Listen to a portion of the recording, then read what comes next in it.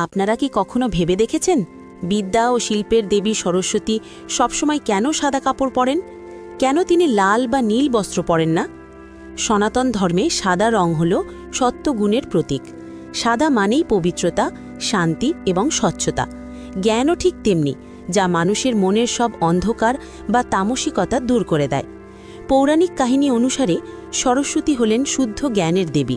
জ্ঞান যখন সম্পূর্ণ বিশুদ্ধ হয় তখন তাতে কোনো মোহ বা মায়ার রং থাকে না। সাদা রং বোঝায় যে দেবী কোনো জাগতিক মায়া বা কলুষতা দ্বারা স্পর্শিত নন। যেমন একটি সাদা কাগজে সব কিছু স্পষ্ট পড়া যায়, তেমনি শুদ্ধ জ্ঞান মানুষের জীবনকে স্বচ্ছ করে তোলে। তাই বিদ্যা অর্জনের জন্য প্রয়োজন একাগ্রতা এবং নির্মল মন।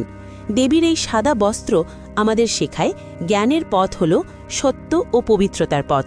দেবীর আশীর্বাদ পেতে কমেন্টে লিখুন জয় মা সরস্বতী।